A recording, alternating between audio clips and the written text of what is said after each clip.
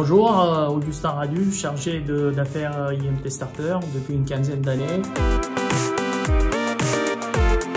Mon métier, un des plus beaux au monde, c'est d'accompagner les jeunes projets, que ce soit en phase de l'idée, vraiment des projets jusqu'à des startups qui sont un petit peu plus avancés sur la partie business stratégique, positionnement du produit sur le marché, la valeur perçue du produit par rapport à leurs clients et puis évidemment sur la partie financière qui est le nerf de la guerre pour tout type de start-up.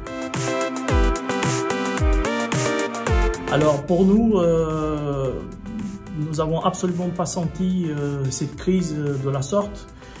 Bien au contraire, tous nos startups ont très bien avancé et progressé durant, on va dire, cette première partie de l'année.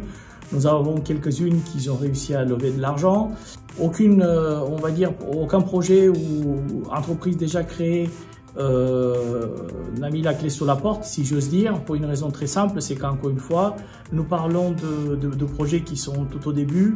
Les clients ne sont pas toujours là, donc ça oblige en définitif les entreprises à mieux se positionner, à bien réfléchir, à bien cibler, à bien s'organiser surtout.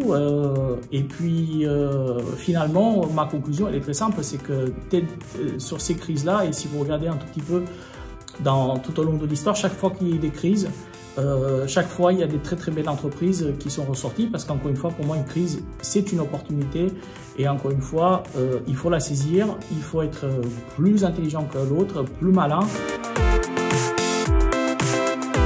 Absolument pas. Bien au contraire, nous sommes mieux organisés avec nos coachs, avec les startups d'une manière globale.